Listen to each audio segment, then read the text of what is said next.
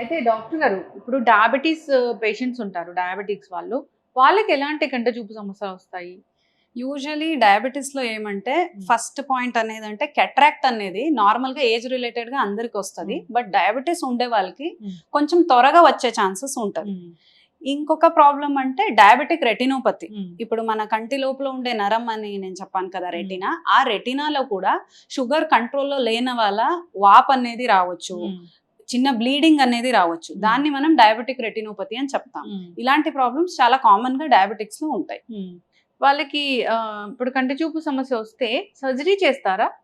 ఇప్పుడు ఏమంటే main patient మన దగ్గర వచ్చినప్పుడు ఎగ్జాక్ట్ గా ఏ ప్రాబ్లం వాళ్ళకు ఉంది అనేది చూసుకుంటాం.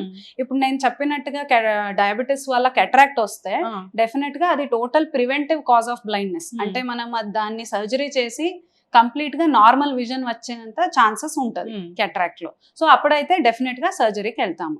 ఇంకా రెటినా ఇష్యూ ఉంటే రెటినా కండిషన్ ఎలా ఉంది దాన్ని బట్టి అసెస్ చేసి దానికి కూడా చాలా ట్రీట్మెంట్స్ ఉన్నాయి. లైక్ రెటినాలో లేజర్స్ ఉన్నాయి, తర్వాత రెటినాలో ఇంజెక్షన్స్ ఉన్నాయి. అలాంటిది ఏమైనా అవసరం ఉందా లేదంటే రెటినా సర్జరీ ఏమైనా అవసరం ఉందా అనేది చూస్తాం.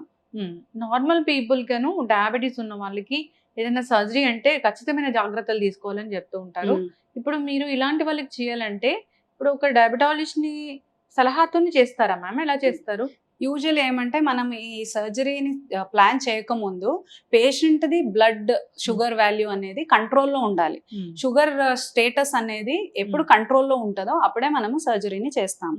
సో ఇప్పుడు పేషెంట్ ఆల్రెడీ ట్రీట్మెంట్ వాడుతూ ఉన్నారంటే వాళ్ళ కన్సర్న్డ్ డయాబెటాలజిస్ట్ తో ఒపీనియన్ తీసుకొని షుగర్ మంచిగా కంట్రోల్లో ఉంది, you can go head with surgery అన్నప్పుడే మనము సర్జరీని ప్లాన్ చేస్తాం. ఓకే, చక్కటి ఇన్ఫర్మేషన్ మ్యామ్. అయితే అసలు కంటి చూపు సమస్యలే మాకు రాకూడదంటే కొన్ని సమస్యలు రాకూడదంటే కొన్ని మన చేయిలో ఉన్నాయి. లైక్ ఫర్ ఎగ్జాంపుల్ ఇప్పుడు అందరికి చాలా కామన్ గా వస్తున్న ఇప్పుడు కరెంట్ ప్రాబ్లం అంటే డ్రై ఐ. చెప్పడానికి చాలా సింపుల్ గా అనిపిస్తుంది డ్రై అవుతాయి అనేది, అంతే అనిపిస్తుంది. బట్ యాక్చువల్లీ ఇప్పుడు ఆ మెజారిటీ ఎంత ఉంది అంటే బేసికలీ మన స్క్రీన్ టైం పెరగడం వల్ల, తర్వాత ఈ డస్ట్ కి ఎక్స్పోజ్ అవడం వల్ల, ఇప్పుడు మనం సిటీలో ఉన్నామంటే ఆ పొల్యూషన్ కూడా అదే రేంజ్ లో ఉంటది. సో ఇవన్నీ చేయడం వల్ల ఏమవుతుందంటే డ్రై ఐ అనేది చాలా కామన్ గా వస్తుంది. సో దీన్ని మనం ఏమంటే కొంచెం స్క్రీన్ టైం మనకి కంట్రోల్ చేయడానికి అవుతుంది అంటే కొంచెం చెయ్యాలి. తర్వాత స్క్రీన్ టైం మధ్యలో మనం కొంచెం గ్యాప్ తీసుకోవాలి. గ్యాప్ తీసుకున్నప్పుడు ఏమంటే స్క్రీన్ ని లెవెల్లో చూడకుండా కొంచెం దూరం చూస్తూ ఉంటే, మన నార్మల్ బ్లింక్ రేట్ ని నార్మల్ గా ఉంచుకుంటే కొంచెం వరకు ఆ డ్రైనెస్ అనేది మనం కాపాడుకోవచ్చు. అసలు ఎంత డిస్టెన్స్ ఉండాలి టీవీ చూడాలంటే? టీవీకి యూజువల్లీ అడ్వైజబుల్ డిస్టెన్స్ అంటే ఆల్మోస్ట్ 4 to 5 feet అయినా దూరంగా కూర్చోవాలి, మరీ దగ్గర నుంచి చూడకూడదు. ఓకే మ్యామ్, తలనొప్పికను కంటి చూపుకి ఏంటి సంబంధం అసలు? యూజువల్లీ ఏమవుతుందంటే ఇప్పుడు మీ కంటి చూపు ఫుల్ నార్మల్ గా ఉంటే తలనొప్పి రాకుండా ఉంటది. బట్ బై ఛాన్స్ ఇప్పుడు మీకు పవర్ ఉంది కానీ మీరు వాడట్లేదు. ఇప్పుడు మీరు వాడట్లేదు అన్నప్పుడు ఏమవుతుంది, మన కళ్ళు ఎక్కువ స్ట్రెయిన్ తీసుకొని ఆ ఏమి బ్లర్ గా కనపడుతూ ఉంటుందో దాన్ని క్లియర్ గా చూడడానికి ట్రై చేస్తుంది. ఈ ట్రై చేసే టైంలో ఏమవుతుంది, కళ్ళకి ఎక్కువ స్ట్రెయిన్ వస్తుంది కాబట్టి హెడేక్ అనేది స్టార్ట్ అవుతుంది. ఓకే, హెడేక్ వస్తే కంటి డాక్టర్ దగ్గరికి వెళ్ళాలి. అవును. ఓకే, ఈ హెడేక్ అనేది ఎలా ఉంది అంటే ఇది మల్టీ డిపార్ట్మెంటల్ అని చెప్తాం. ఫస్ట్ రీజన్ ఐ ప్రాబ్లం ఉండొచ్చు. చాలా మంది ఐ ప్రాబ్లం అంతవరకు లేదు కాబట్టి దాన్ని ఇగ్నోర్ చేసి వేరే రీజన్ ఉందేమో అని యూజువల్లీ ఎతుకుతూ ఉంటారు.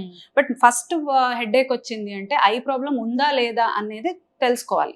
ఇప్పుడు ఐ ప్రాబ్లం ఉంది అంటే దానికి కరెక్ట్ గా స్పెక్స్ ని వాడుకోవాలి. ఇప్పుడు ప్రెగ్నెన్సీలో ఎలాంటి కంటి చూపు ప్రాబ్లమ్స్, కంటికి సంబంధించి ఎలాంటి ప్రాబ్లమ్స్ వస్తాయి? యూజువల్లీ ప్రెగ్నెన్సీలో ఏమంటే మనం కొన్ని కండిషన్స్ ఉన్నాయి. ఇప్పుడు కార్నియా ముందు నుంచి ఏదైనా కొంచెం ఎక్కువ బెండింగ్ ఉండడం అలా ఏమైనా ఉంటే ప్రెగ్నెన్సీలో ఆ బెండింగ్ అనేది ఇంకా పెరిగే ఛాన్సెస్ అనేది ఉంటది. తర్వాత ఇప్పుడు ప్రెగ్నెన్సీలో మీరు ఆల్రెడీ విని ఉండొచ్చు, ఈ బీపీ అనేది ప్రీ ఎక్లాంప్సియా అని చెప్తాము. అలా ఏమంటే బీపీ అనేది హయ్యర్ సైడ్ కి వెళ్తుంది. అలా ఉన్నప్పుడు ఏమంటే రెటినాలో కూడా ఈ ఎడిమా అనేది మనం చూడొచ్చు. సో అది ఏమంటే ప్రెగ్నెన్సీ టైంలో చూపు సడన్ గా తగ్గుతుంది అంటే ఈ హై బీపీ ఎఫెక్ట్ ఎలా బాడీ అన్ని పార్ట్ మీద ఉంటుందో అలా కంటి లోపల ఉండే రెటినా మీద కూడా పడే ఛాన్సెస్ ఉంటది. ఒక్కొక్కసారి ఎందుకు బ్లర్ విజన్ అనేది ఉంటుంది? బ్లర్ విజన్ అనేది నేను చెప్పినట్టు ఒకటి ఏమైనా స్పెక్ట్స్ పవర్ కొత్తగా వచ్చే ఛాన్సెస్ ఉంది. ఇంకొకటి ఏమంటే డ్రైనెస్, ఏం చెప్పాను కదా, డ్రైనెస్ అనేది కళ్ళు డ్రైగా అవుతూ ఉన్నప్పుడు మనం నార్మల్ గా బ్లింక్ చేస్తేనే కళ్ళ మీద ఒక టియర్ ఫిల్మ్ అనేది ఫామ్ అవుతుంది. ఎంతవరకు ఆ టియర్ ఫిల్మ్ అనేది మంచిగా ఈవెన్ గా ఉంటుందో మనకు విజన్ బ్లరింగ్ అంతా ఉండదు. బట్ ఇప్పుడు డ్రైనెస్ అనేది ఎలా అంటే ఆ టియర్ ఫిల్మ్ లో అక్కడక్కడ కొంచెం డ్రై ప్యాచ్ లాగా వస్తాయి. ఆ డ్రై ఉన్నప్పుడు ఏమంటే మనకు ఫోకస్ చేయడానికి అంత క్లియర్ గా ఉండదు. సో డ్రైనెస్ కూడా ఒక రీజన్ మనకి అప్పుడప్పుడు బ్లరింగ్ అయిపోయి మళ్ళీ కరెక్ట్ అయ్యే ఛాన్స్. డాక్టర్ గారు, ఇప్పుడు కళ్ళద్దాలు ఉన్న వాళ్ళు డ్రైవింగ్ చేసేటప్పుడు జాగ్రత్తలు అంటే ఏముంటాయి? ఇప్పుడు కళ్ళద్దాలు ఎవరికి పవర్ ఉందో వాళ్ళు డ్రైవింగ్ లో ఖచ్చితంగా 100% స్పెక్ట్స్ ని ఎప్పుడు పెట్టుకోవాలి. ఎందుకంటే మనకు డ్రైవింగ్ రిలేటెడ్ ఏమి ప్రాబ్లమ్స్ కూడా రాకూడదంటే విజన్ అనేది 100% ఉండాలి. ఇప్పుడు చాలా మంది ఎలా ఉంటారు, తక్కువ పవరే ఉంది కదా అని నార్మల్ గా వాడరు, దాన్ని పక్కన పెడతారు. బట్ అట్లీస్ట్ డ్రైవింగ్ లో మనం జాగ్రత్తగా ఉండాలి కాబట్టి ఖచ్చితంగా ఉండే పవర్ ని రెగ్యులర్ గా వాడాలి. అంటే ఈ కళ్ళద్దాలు ఉన్నాయి, మళ్ళీ అక్కడ గ్లాస్ ఉంటుంది, అవతల నుంచి లైట్ వస్తూ ఉంటుంది, అంటే ప్రాబ్లం ఏమి ఉండదా? యూజువలీ గ్లాసెస్ లో మనకి ఏమంటే కొన్ని వెరైటీస్ వస్తాయి. ఇప్పుడు మనము బ్లూ బ్లాకింగ్ లెన్సెస్ అని చెప్తాము, తర్వాత ఇప్పుడు ఫోటోక్రోమాటిక్ గ్లాసెస్ అనేది చెప్తాము. సో ఇలాంటి గ్లాసెస్ వస్తాయి, దానికి కోటింగ్ ఉంటది కాబట్టి మనకి ఆ గ్లేర్ ఎక్కువ రాకుండా ఉంటది. సో అలాంటి గ్లాసెస్ ని ట్రై చేయొచ్చు. యాంటీ గ్లేర్ అంటారా వాటిని? యాంటీ గ్లేర్ అని చెప్తాం. ఓకే మ్యామ్, చక్కటి ఇన్ఫర్మేషన్ మ్యామ్. ఎవరైనా డ్రైవింగ్ చేయాలనుకున్నప్పుడు డ్రైవింగ్ రెగ్యులర్ గా చేస్తూ ఉన్నా కానీ కళ్ళద్దాలు అనేవి ఖచ్చితంగా వాడాల్సింది వాళ్ళకి డాక్టర్ చెప్తే కనుక, అంటే చూపు సమస్య పవర్ ఉండే వాళ్ళు డెఫినెట్ గా వాడాలి. మ్యామ్, అయితే ఈ మధ్య మనం చాలా వింటాం ఏంటంటే గ్లకోమా అని. అసలు ఏంటి మెడికల్ పరిభాషలో గ్లకోమా అంటే ఏంటి అసలు?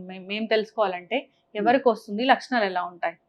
యూజువల్లీ ఏమంటే ఈ గ్లాకోమా అనేది మనకి బాడీలో ఎలా హై బ్లడ్ ప్రెషర్ అనేది చెప్తాం కదా, అది ఎలా అంటే మనకి చెక్ చేసుకుంటేనే అది ఉంది అనేది తెలుస్తుంది మనకి అర్లీ స్టేజ్ లో ఉన్నప్పుడు. అలాగేనే ఈ గ్లాకోమా అనేది కంటి లోపల కూడా మనకి నార్మల్ గా ఒక ప్రెషర్ ఉంటది. ఇది ఎలా అంటే మనకి normal 10 to 20 millimeters of mercury అనేది మనకి నార్మల్. ఎవరికి ఈ 20 పైన ప్రెషర్ ఉంటుందో ఆ కండిషన్ ని మనం గ్లాకోమా అంటాం. సో ఇది అవడం వల్ల ఏమవుతుంది, ప్రెషర్ ఎక్కువ పెరుగుతూ ఉన్నప్పుడు మన ఐబాల్ వెనకాతలు విజన్ కి సంబంధించి ఒక ఇంపార్టెంట్ నర్వ్ అంటే ఆప్టిక్ నర్వ్ అనేది. సో ప్రెషర్ ఎక్కువ అయినప్పుడు ప్రెషర్ అనేది ఆ ఆప్టిక్ నర్వ్ పైన పడి ఆప్టిక్ నర్వ్ స్లోగా డ్యామేజ్ అవ్వడం స్టార్ట్ అవుతుంది. బీపీ ఉన్న వాళ్ళలో బీపీ అంటే కంటి బీపీ, అదే ఈ గ్లాకోమా. ఎవరికి గ్లాకోమా ఉంటుందో వాళ్ళకి ఆప్టిక్ నర్వ్ స్లోగా డ్యామేజ్ అవుతుంది. తర్వాత ఈ డ్యామేజ్ అనేది మనం మళ్ళీ రివర్స్ చేయలేము. మనకి తెలియాలంటే ఫస్ట్ మనకి ఎప్పుడు మనకు అది నోటీస్కి వస్తుంది అంటేనే అది ఆల్రెడీ ఫైనల్ స్టేజ్ లోనే మనకు తెలుస్తుంది. సో దీనికి మనం తెలుసుకోవాలంటే రెగ్యులర్ గా ఐ చెకప్ ఉంటేనే మనకి అర్లీ స్టేజ్ లో ఆ ప్రాబ్లం ఉంది అనేది మనకి డిటెక్ట్ అవుతుంది. రెగ్యులర్ ఐ చెకప్ అంటే ఎవ్రీ ఇయర్ కి మినిమం ఒక్కసారి మీరు ఐ చెకప్ ని చేయించుకోవాలి. యూజువల్లీ గ్లాకోమా అనేది ఏమంటే ఫ్యామిలీ హిస్టరీ ఉండే వాళ్ళకి, ఇంట్లో ఎవరికైనా ఆల్రెడీ ఉంది అంటే వాళ్ళకి వచ్చే ఛాన్సెస్ ఎక్కువ. వాళ్ళైతే వాళ్ళు ప్రిలిమినరీ బేసిక్ ఎగ్జామినేషన్ అని చేయించిన తర్వాత కూడా ఎవ్రీ ఇయర్ చేస్తూనే ఉండాలి. తర్వాత ఓల్డ్ ఏజ్ లో కూడా ఈ గ్లాకోమా వచ్చే ఛాన్సెస్ ఎక్కువ. సో ఒక్కసారి 45+ అయిన తర్వాత వితౌట్ ఫెయిల్ ఎవ్రీ ఇయర్, ఇప్పుడు మన బాడీ చెకప్ మనం ఎలా రెగ్యులర్ గా ఈ ఇయర్ చూసుకున్నామని నెక్స్ట్ ఇయర్ మళ్ళీ జంప్ చేయకుండా చేసుకుంటామో అలాగే ఐ చెకప్ అనేది కూడా నార్మల్ ఉండినా కూడా ఎవ్రీ ఇయర్ చూస్తూ ఉండాలి. సో దట్ మనకు కొంచెం కూడా అది వేరీ అవుతుంది అంటే అర్లీ స్టేజ్ లోనే డిటెక్ట్ చేయడానికి హెల్ప్ అవుతుంది. ఇప్పుడు క్యాట్రాక్ట్ సర్జరీ ఇందాక చెప్పారు కదా మ్యామ్, అది నార్మల్ గా హెల్తీగా ఉన్న వాళ్ళు, డయాబెటీస్ ఉన్న వాళ్ళు, బీపీలు ఉన్న వాళ్ళు ఇలా చేయించుకున్న తర్వాత కూడా రెగ్యులర్ ఫాలోఅప్ అనేది అవసరం ఉంటుందా? ఉంటది. ఎందుకంటే ఇప్పుడు మనం లెన్స్ అనేది పెడతాము, మళ్ళీ క్యాట్రాక్ట్ వచ్చే ఛాన్సెస్ అయితే ఉండదు. బట్ లెన్స్ పెట్టిన తర్వాత కూడా ఇయర్లీ ఫాలోఅప్ మనం ఎందుకు చేయాలంటే కంట్లో ఒక్క పార్ట్ మాత్రమే మనము రెక్టిఫై చేసాము, మిగతా పార్ట్ కి అన్ని మళ్ళీ చేంజెస్ వచ్చే ఛాన్స్ ఉంది. ఇప్పుడు నేను చెప్పినట్టు గ్లాకోమా చేంజెస్ కూడా సర్జరీ తర్వాత రావచ్చు, రెటినల్ చేంజెస్ రావచ్చు. సో మనం మిగతా ఐ కండిషన్ ని కంట్రోల్లో ఉందా లేదా అనేది చూసుకోవాలంటే ఫాలోఅప్ అనేది కన్ఫర్మ్ గా ఉండాలి.